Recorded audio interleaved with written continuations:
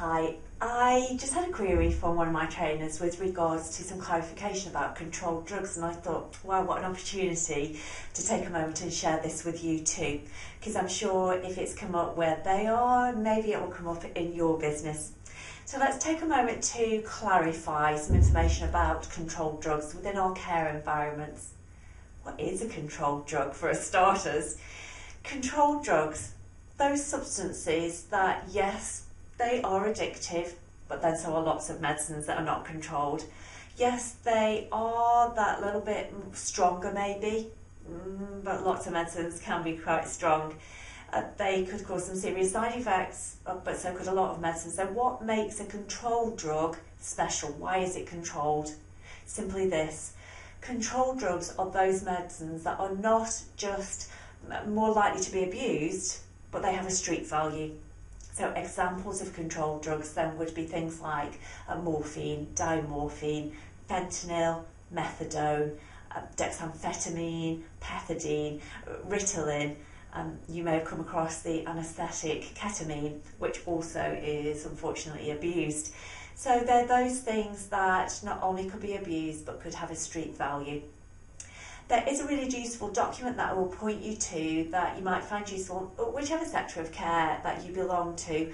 That's a document that you'll find on the Care Quality Commission website. If you Google professional advice, controlled drugs in care home, the administration of controlled drugs in care homes, you'll find there a document that guides you through the legislation that changed as a result of Harold Shipman, and also in the back of that document gives you a list of medicines that are controlled. So go ahead and have a look, Google that, and that's what I do. Let me give you a little bit of clarification on controlled drugs in terms of storage, administration, record keeping in particular. A little bit different depending on which sector of care you're in. Let me begin with if you are a residential home, a nursing home. I would even go as far as supported living in terms of storage of controlled drugs.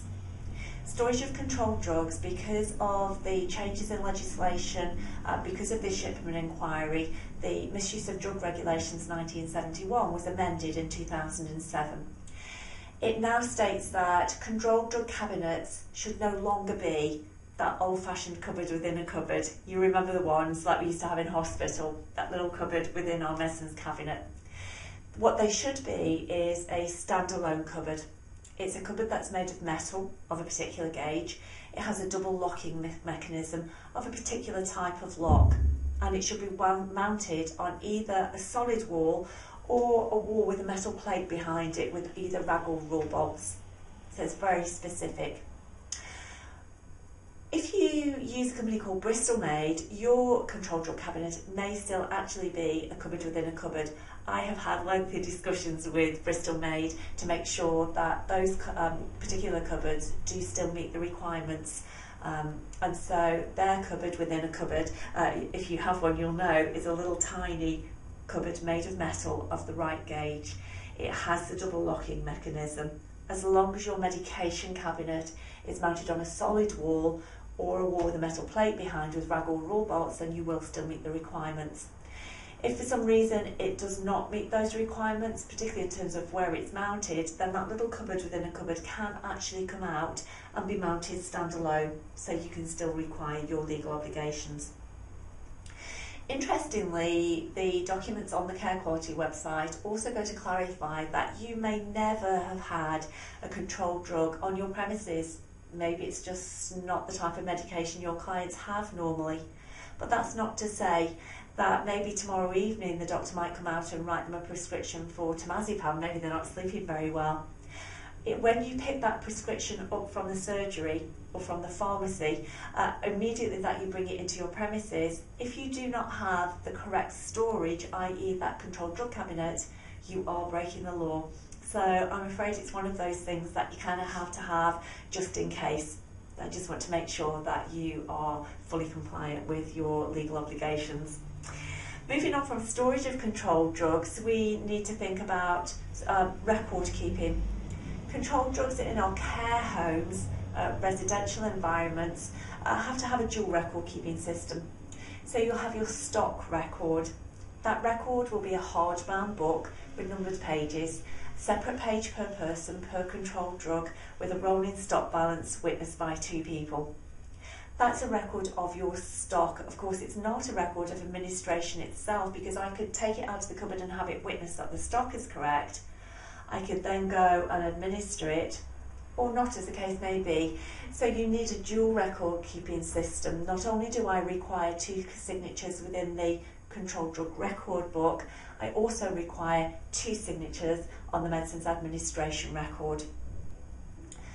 In our care homes, the guidance recommends that 2 people should witness the administration of controlled drugs. So 1 to administer, 1 to witness, both would sign.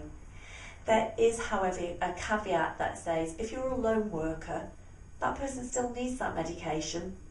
It would be worse not to give it. So if you're working by yourself and somebody did require a controlled drug, you are allowed to administer it. Please make sure that you keep good records. Maybe put a note in that record to say you were by yourself and that person needed it for what reason. Cover your own back. In domiciliary care, completely different story, because in domiciliary care, controlled drugs, once they leave the pharmacy, are just another medicine. You don't have to have a controlled drug cabinet in your own home. You don't need a controlled drug record book, not that hardbound book. You would need to still record its administration, but it does not have to be 2 people. You will, of course, need to have had at least a level 2 standard of training in safe use of medicines, whoever that course might have been provided by. So as long as you have done an accredited level 2 qualification, then you are perfectly fine to administer controlled drugs. It does not need additional training by another healthcare professional, but you do need to have had level 2 training. So let's just get the record straight for that one. In terms of prescriptions for controlled drugs, then prescriptions for controlled drugs are normally just on an ordinary FP10, the green prescription that you're used to, prescribed by a GP or an appropriate healthcare professional. They're only valid for 1 month after the date of the prescription. So if it's kept in a cupboard or a drawer, just in case it goes over a month old, then I would not be able to dispense that prescription for you. If you're collecting a controlled drug on behalf of somebody, because of the additional records that pharmacy now have to keep, I have to record who took that medicine from my pharmacy.